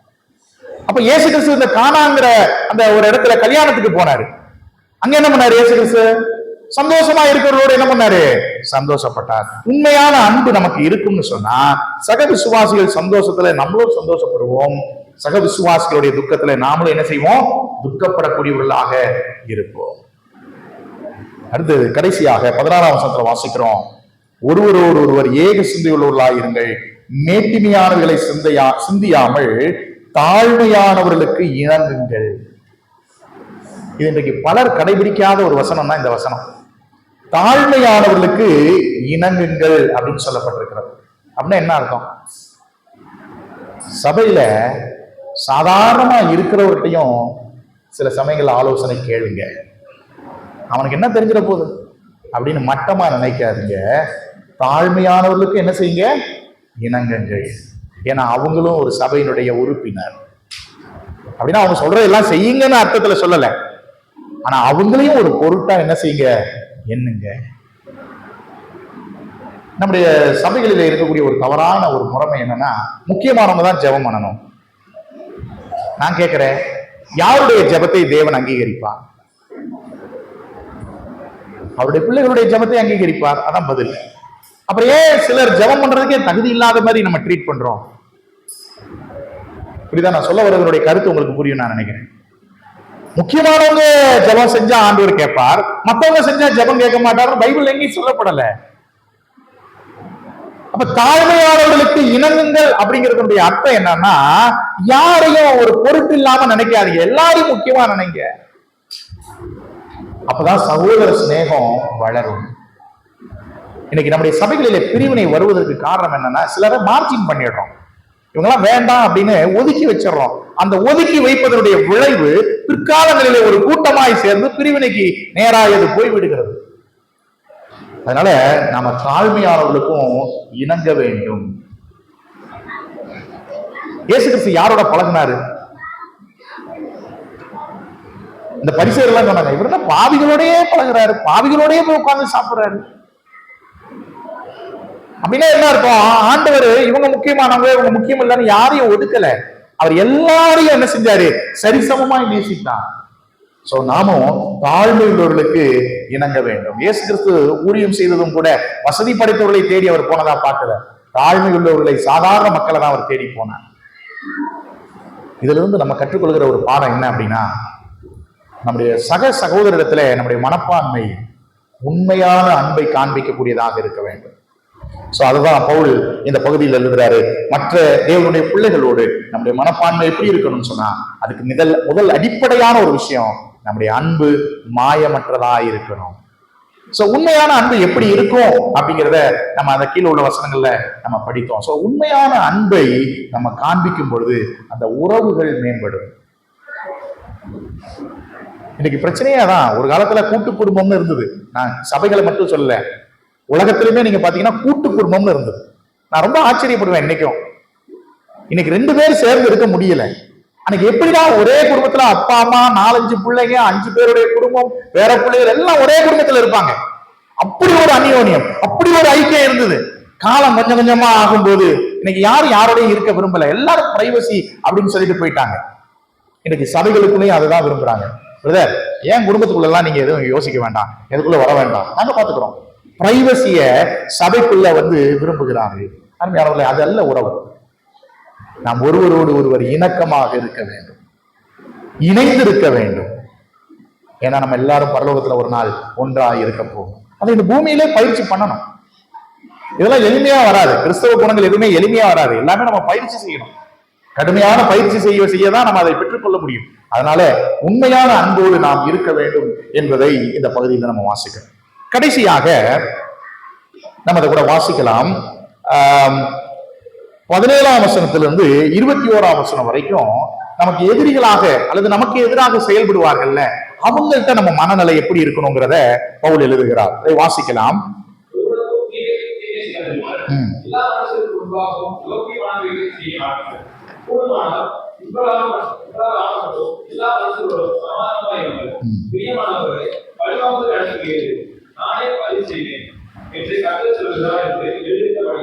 நீங்கள் பழிவாங்காமல் கோபாக்கினை இடப்படுங்கள். அன்றியும் இருந்தால் அவனுக்கு போதனை கொடு, அவன் தாகமா இருந்தால் அவனுக்கு பானம் கொடு. நீ இப்படி செய்வதால் அக்னி தழலை அவன் தலையின் மேல் குவிப்பார். நீ தீமையினாலே விடப்படாமல் தீமையை நன்மையினால் வெல்லும். ஓகே, இங்க நம்ம வாசிக்கும் பொழுது இந்த பகுதியில நமக்கு எதிராக சில பேர் செயல்படுவாங்க. பாருங்க, யாருக்குமே நமக்கு எதிராளின்னு யாரும் இல்லைன்னா சொல்ல முடியாது. நீங்க 100% கர்த்தருக்கு பிரியமா வாழ்ந்தாலே என்ன பண்ணுவோம், நமக்குன்னு சில பேர் எதிரியா செயல்படக்கூடியவர்கள் இருப்பாங்க. இயேசு கிறிஸ்துவுக்கு எதிரிகள் இருந்தாங்க இல்லையா? இயேசு கிறிஸ்து யாருக்காவது கெடுதல் செஞ்சாரா? இல்ல, எல்லாருக்கும் நன்மைதான் செஞ்சாரு. ஆனா அவரை விரோதிக்கிறவர்கள், அவரை பகைக்கக்கூடியவர்கள் இருந்தார்கள், ஊட்டமா இருந்தாங்க. சோ அதே போல நம்முடைய வாழ்க்கையிலும் கூட நம்ம யாரையும் எதிரியா நினைக்க வேண்டாம். ஆனா நம்ம எதிரியா நினைக்கக்கூடியவர்கள் இருப்பார்கள்.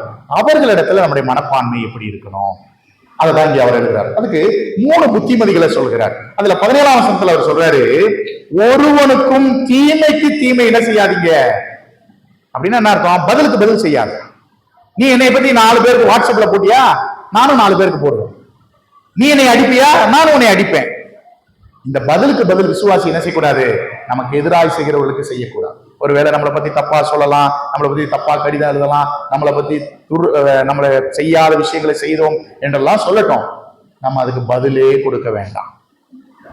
தீமைக்கு என்ன செய்யக்கூடாது? தீமை செய்யக்கூடாது. சோ நம்ம என்ன பண்ணணும்னா பதிலுக்கு பதில் எப்பயுமே செய்வதற்கு மாறக்கூடாது. பேயிங் பேக்னு சொல்லுவாங்க. நீ ஒரு அடி அடிச்சுனா நானும் ஒரு அடி அடிப்பேன். நீ எனக்கு என்ன செஞ்சியோ அதை நான் திருப்பி செய்வேன். அது விசுவாசி செய்யவே கூடாது. அதான் அவர் சொல்றாரு, தீமைக்கு தீமை செய்யாதிருங்கள். அடுத்தது அவர் சொல்றாரு 18ஆம் வசனத்துல, கூடுமானால் உங்களால் ஆன மட்டும் எல்லா மனுஷரோடும் சமாதானமாயிருங்கள். இந்த வசனம் கொஞ்சம் வித்தியாசமா இருக்கும். முடிஞ்ச அளவுக்கு எல்லாரோடையும் சமாதானமா இருங்க. முடிஞ்ச வரைக்கும் எல்லாரும் பரிசுத்தமா இருக்குன்னு ஆண்டவர் எங்கேயாவது சொல்லியிருக்காரா? முடிஞ்ச வரைக்கும்ங்கிற வார்த்தை, கூடுமானால் உங்களால் ஆன மட்டும் நீங்க எல்லாருக்கும் கொடுங்க, உங்களால முடிஞ்ச வரைக்கும் நீங்க எவ்வளவு தேவனுக்கு பிரியமா இருக்க முடியுமோ அப்படி இருங்க அப்படிலாம் சொல்லவே இல்லை எங்கேயுமே. ஆனா இந்த ஒரு விஷயத்துல பரிசுத்த ஆவியானவர் எப்படி எழுதியிருக்கிறாருன்னா, கூடுமானால் முடிந்தவரை உங்களால் ஆன மட்டும் யாவரோடையும் என்ன செய்யுங்க? சமாதானம். அப்படின்னா என்ன அர்த்தம்? எல்லாரோடையும் சமாதானமா இருக்க முடியாதுங்க. அதான் சிம்பிள் அர்த்தம். எல்லாரோடையும் சமாதானமா இருக்க முடியுமா? இயேசு கிறிஸ்து எல்லாரோடையும் சமாதானமா இருந்தாரான்னு கேட்டா இல்ல, இருக்க முடியாது. ஏன்னா யூதர்கள் யூத பாரம்பரியத்தை செய்தார்கள். இயேசு கிறிஸ்து பரிசேயர்களை பார்த்து சொன்னார், வெள்ளை அடிக்கப்பட்ட கல்லறைக்கு ஒப்பாய் இருக்கிறீர்கள், புறம்பே நீங்கள் தோற்றத்திற்கு அழகா இருக்கிறீர்கள், ஆனா உள்ள உங்க வாழ்க்கை நார்துன்னு. இப்ப அவன் இயேசு கிறிஸ்துவோட சமாதானமா இருப்பானா? இருக்க மாட்டான். சத்தியத்தை சொல்லும் பொழுது எல்லாரும் சமாதானமா இருக்க மாட்டாங்க. அந்த விஷயத்துல சொல்ல, இப்ப ஆவியானவர் நம்ம இடத்துல எதிர்பார்ப்பது என்னன்னா, கூடுமான வரைக்கும் ஈவன் நம்ம சத்தியத்தை சொல்றோம், அந்த சத்தியத்திற்கு அவங்க உடன்பட்டு வரலையா, நம்ம என்ன செய்யலாம்? சமாதானமா இருக்க நாடுவோம். முடியலன்னா அதை விட்டுறோம். நம்மளால எவ்வளவு முடியுமோ அவ்வளவு ட்ரை பண்ணணும். அதை தான் ஆண்டவர் சொல்றேன். உங்களால் ஆன மட்டும் நம்ம என்ன செய்யணும்? சமாதானம் செய்ய வேண்டும். யாருடைய சமாதானமா இருக்க நம்ம முயற்சிக்கணும். இன்னொன்னு ஏன் இதை சொன்னாங்கன்னா, இது ரெண்டு பார்ட்டியும் அக்ரிமெண்ட்ல வரணும். ஒருத்தர் டிஸ்அக்ரி பண்ணாலும் அந்த யூனிட்டி பண்ண முடியாது. இப்ப நான் ஓகே, நான் அவரோட பேசணும்னு விரும்புகிறேன், அவர் அந்த ஆள்கிட்டலாம் மூஞ்சிலே நான் முடிக்க மாட்டேன்னு சொல்லிட்டு போனாரு, நான் என்ன பண்ண முடியும்? நான் ஒண்ணும் பண்ண முடியாது. அதனாலதான் ஆண்டவர் அது தெரிந்துதான் அவர் எழுதுறாரு. அவர் ஞானம் உள்ளவர், சர்வ ஞானம் உள்ளவர். நீங்க எல்லாரோடையும் சமாதானமா இருக்கணும்னு சொல்லிட்டு போயிருந்தாலும் இன்னைக்கு நமக்கு மனசு குழம்பு போயிருக்கும், பைத்தியமே பிடிச்சிருக்கும். என்ன ஆண்டவர், நான் எவ்வளவோ முயற்சி பண்ணிட்டேன், அவர் ஒத்து வரலையே, நான் என்ன பண்றது? அதனாலதான் ஆண்டவர் சொன்னார், கூடுமான மட்டும் உங்களால் ஆள மட்டும் நீங்க எல்லாரோடையும் சமாதானமா இருக்க பாருங்கள்னு சொன்னார். அடுத்தது 19 இருந்து 21 வரைக்கும் மூன்றாவதாக அவர் சொல்லுகிற ஒரு புத்துமதி என்ன அப்படின்னா, நம்ம யாரையும் பழி வாங்க கூடாது. இன்னைக்கு நிறைய விசுவாசிகள் பழி வாங்குறாங்க. ஒரு அப்பா இந்த காலத்துல என்ன செஞ்சான் தெரியுமா? அவனுக்கு பிள்ளைக்கு நான் செய்யறேன், வெளில சொல்ல மாட்டான், ஆனா செய்வாங்க. பழி வாங்குதல் நமக்குரியது கிடையாது. அதை நம்ம தெளிவா புரிஞ்சுக்கணும். ஆண்டவர் அதை விட மாட்டாரு. அவர் சொல்றாரு, பழி வாங்குதல் எனக்குரியது, நானே என்ன பண்ணுவேன்? என்னை ஒருத்தன் கெடுத்தாருன்னா நான் போய் திருப்பி அதை கெடுக்க வேண்டாம். அது கர்த்தருடைய டிபார்ட்மெண்ட், அவர் பார்த்துக்குவாரு. நான் எப்பொழுதுமே சொல்லுகிறது, பழிவாங்குதல் என்கிற துறைக்கு தலைவர் தேவன். The department of vengeance is belongs to the Lord. He is the HOD. அவர்தான் அந்த துறை தலைவர். பழிவாங்குதல் அப்படிங்கிறதுக்கு துறை தலைவர் யாரு? தேவன். அவருக்கு தெரியும் யாரு எதுக்கு எப்படி செஞ்சான், அவனுக்கு எதை சரியா கட்டணுங்கிறது கர்த்தருக்கு தெரியும். பழிவாங்குதல் எனக்குரியது, நானே பதில் செய்வேன் என்று அவர் சொல்லி இருக்கிறார். அதனால பழிவாங்குகிறதை நம்ம என்ன செய்யக்கூடாது? கரத்துல எடுக்கக்கூடாது. எப்பயுமே தேவன்கிட்ட விட்டு கொடுத்துருங்க. எனக்கு எதிராக ஒருத்தர் செயல்படுகிறார், என்னை பத்தி தப்பா சொல்றாரு, தப்பா பேசுறாரு, என்னுடைய குடும்பத்தை பத்தி தப்பா பேசுறாரு, பேசணும். அதுக்கு நம்ம பதில் கொடுக்கவே வேண்டாம், மௌனமா இருப்போம். பதில் செய்வது தேவனுடைய வேலை என்பதை நம்ம பார்க்கிறோம். சோ தேவன் என்ன செய்வாரு? அதை கரெக்டா செய்வார். ஆனா நம்ம என்ன செய்யணுமா? அங்க நம்ம வாசிக்கிறோம், நீ தீமையினாலே வெல்லப்படாமல் தீமையை நன்மையினாலே வெல்லு.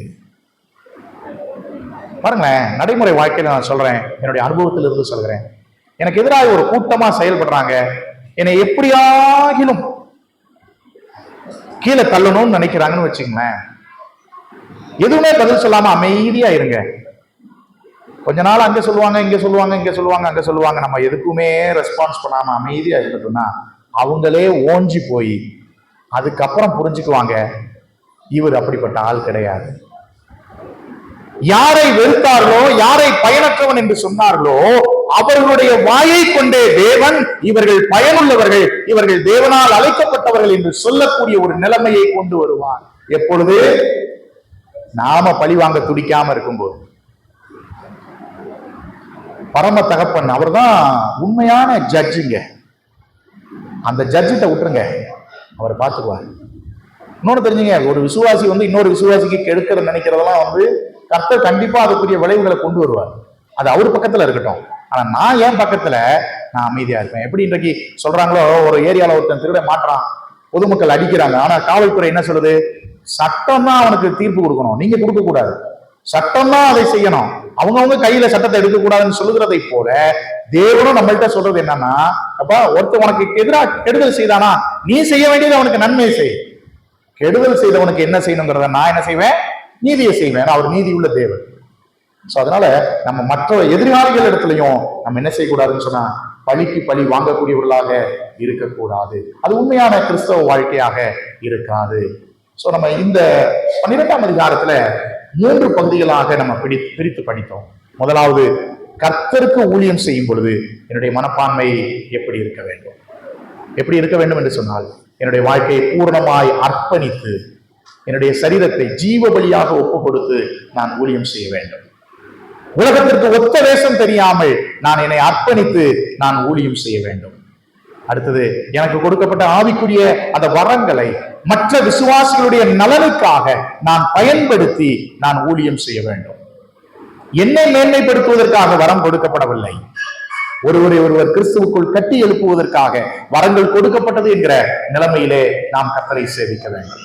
அடுத்ததாக, அடுத்த பகுதியில 9ஆம் வசனத்திலிருந்து 16ஆம் வசனம் வரைக்கும் நான் மற்ற தேவனுடைய பிள்ளைகளோடு என்னுடைய மனநிலை எப்படி இருக்க வேண்டும்? அதற்கு ஒரே ஒரு அடிப்படை, மாயமில்லாத அன்பை நான் காண்பிக்கக்கூடியவனாக இருக்க வேண்டும். அந்த மாயமில்லாத அன்பு எப்படி இருக்கும் என்பதை நம்ம படித்தோம். அது எப்படி இருக்கும் அப்படின்னு சொன்னா, அது பட்சமாய் இருக்கும், அது கனிவு காட்டக்கூடியதாக இருக்கும், அது மன்னிக்கக்கூடியதாக இருக்கும், அது அனுதாபம் காண்பிக்கக்கூடியதாக இருக்கும். அடுத்தது, அவங்க படிக்கல, அவங்களுக்கு எதுவுமே தெரியாது, இருந்தாலும் நீங்க என்ன சொல்றீங்க பிரதர் அப்படின்னு கேட்கும் பொழுது, நீங்க என்ன சொல்றீங்க சிஸ்டர் அப்படின்னு கேட்கும் போது அவங்களுக்குள்ளே ஒரு சந்தோஷம் வரும். அதான் தாழ்மையானவர்களுக்கு இணங்குங்கள், தாழ்மையானவர்களுக்கு இணங்குங்கள். அப்படி இருக்கும் பொழுது அந்த உறவுகள் மேம்படும். சோ நம்முடைய மனப்பான்மை மற்ற கிறிஸ்தவர்களிடத்திலே எப்படி இருக்க வேண்டும் என்பதை அதுல பார்க்கிறோம். கடைசியாக 17 முதல் 21 வசனங்களிலே நமக்கு எதிராய் செயல்படக்கூடியவர்கள், நம்மை விரோதிகளாய் பார்க்கக்கூடியவர்கள் மத்தியில நம்ம எப்படி செய்யணுங்கிறத 3 விஷயத்தை நம்ம படிச்சோம். ஒன்று, நாம் பதிலுக்கு பதில் செய்யக்கூடாது. 2வது, நாம் சமாதானத்தை காத்துக்கொள்வதற்கு எப்பொழுதுமே முயற்சிக்க வேண்டும். 3வது, நாம் பழிவாங்க துடிக்கக்கூடாது என்று சொல்லி நம்ம வாசிக்கிறோம். அதுல நாம தீமைக்கு தீமை செய்கிறவர்களாக, தீமையை தீமையினாலே வெல்லாமல் தீமையை நன்மையினாலே வெல்லக்கூடியவர்களாக இருக்க வேண்டும். ஒண்ணும் இல்லைங்க, நமக்கு தீமை செஞ்சுக்கிட்டே இருக்கிறாங்கன்னு வச்சுக்கோங்களேன், அந்த குடும்பத்துல ஏதோ ஒரு அசம்பாவிதம் நடக்கும்போது ஆளா போய் நின்று உதவி செஞ்சு பாருங்களேன், அவங்க மனசு உடைஞ்சு போயிடும். என்னடா இவ்வளவு இருந்தால நம்ம கேவலப்படுத்தணும், அசிங்கப்படுத்தணும், இவனை நாரடிச்சோம், இவன் எதுவுமே செய்யாத மாதிரி நல்லது செய்யறானேன்றது அவங்க வாழ்நாள் முழுவதும் அது உறுத்தும். அதெல்லாம் இயேசு கிறிஸ்து பேதுருட்ட செஞ்சார். பேதுரு இயேசு கிறிஸ்துவை பார்த்து சபித்தாரு, சத்தியம் பண்ணிட்டாரு, அந்த மனுஷனை அறியேன்னே போனார். சிலுவையை பாரத்தோடு தூக்கிட்டு வரும்போது இயேசு கிறிஸ்து பேதுருவை நோக்கி பார்த்தார். அவ்வளவுதான், பேதுரு அப்படி பார்த்தாரு. இயேசு கிறிஸ்து பேதுருவை பார்த்துட்டு இவன் மூஞ்சிலையா நம்ம முழிக்கணும்னு திரும்பிட்டு போயிருந்தா அந்த உணர்வு அவருக்கு வந்திருக்காரு பேதுருக்கு. ஆனால் இயேசு கிறிஸ்து பேதுருவை நோக்கி பார்த்த உடனே பேதுரு மனம் கசந்து அழுதாருன்னு வாசிக்கிறோம். ஏன்? ஏன்னா அதான் அந்த செயல் அவருடைய இருதயத்தை நொறுக்கினது. சோ நமக்கும் எதிராக யாராவது செயல்பட்டாருன்னா அவருக்கு எதிராக நம்ம செயல்படக்கூடாது. ஏன்னா நம்ம தீமைக்கு தீமை செய்து நம்ம தீமையை நன்மையினால வெல்லணும், நம்ம நன்மை செய்து அவர்களை வெல்லணும். அப்படி இருக்கும் பொழுது அவர்களுடைய இருதயம் மாறும். ஸோ அதனால நமக்கு எதிராக யார் செயல்பட்டாலும் கூட நம்முடைய வாழ்க்கையை நம்ம என்ன செய்யணும்னா, அவங்களுக்கு எதிராக செயல்படாதபடிக்கு நம்ம அதை ஆண்டவருடைய சமூகத்துல விட்டுட்டு, ஆண்டவரே அவங்க என்ன கெடுதல் செஞ்சாங்க எல்லாமே உங்களுக்கு தெரியும், நானா அப்படி செய்யாதபடிக்கு நான் கிறிஸ்துவை போல வாழ விரும்புகிறேன் என்று அவரிடத்துல உதவியை கேட்கும்போது ஆண்டவர் அப்படிப்பட்ட ஒரு வாழ்க்கை வாழ நமக்கு உதவி செய்வார். அருமையானவர்களே, நாம் பூர்ணமான ஒரு அர்ப்பணிப்பை தான் ஆண்டவர் எதிர்பார்க்கிறார். இதெல்லாம் நம்ம கேட்கறதுக்கு நல்லா இருக்கும், செயல்படுத்துறது ஈஸி கிடையாது. செயல்படுத்துறதுக்கு ஈஸி கிடையாது. பிரசங்கம் பண்ணிட்டு போன பிறகு எனக்கு இது மாதிரி சோதனைகள்லாம் வரும். சில சமயங்களில் தோர்த்துடுவேன், சில சமயம் ஜெயிச்சிருவேன். ஆனா எப்பொழுதுமே ஆண்டவரை சார்ந்து இருப்பேன். ஆண்டவரே, இந்த வார்த்தையை சொல்ல சொன்னீங்க, பிராக்டிக்கல் தியரிக்கு அப்புறம் பிராக்டிக்கல் வந்தது. சில சமயங்கள்ல பிராக்டிக்கல் என்னால ஜெயிக்க முடியுது, சில சமயங்கள்ல தோத்து போயிடும், எனக்கு உதவித்தான் அப்படின்னு சொல்லி நான் மறுபடியும் அவரை சார்ந்திருப்பேன். அருமையானவர்களே, நம்முடைய வாழ்க்கையில இதெல்லாம் ஈஸி கிடையாது. பிராக்டிஸ் பண்றது, பப்ளிக்ல நம்மளை ஒருத்தர் அசிங்கமா மைக்ல ஏறி பேசிடுறாரு, எப்படி மன்னிக்க முடியும்? நடைமுறையில மன்னிக்க முடியாது. ஆனால் நம்ம ஆண்டவரோடு நெருங்கி வாழும் பொழுது, அவரோடு பற்றி கொண்டு இருக்கும் பொழுது அவரையும் மன்னிக்க முடியும், அவருக்கும் நன்மை செய்ய முடியும். ஆண்டவர் அதை செய்திருக்கிறார், அவரை போல நம்ம மாற முடியும். அதனாலதான் பேதுருல வாசிக்கும் பொழுது அவருடைய நமக்கு முன்மாதிரிகளாய் வைத்து போன அவருடைய அடிச்சுவடுகளை பின்பற்ற வேண்டும். அதுக்குதான் அவர் வச்சுட்டு போயிருக்கிறார்.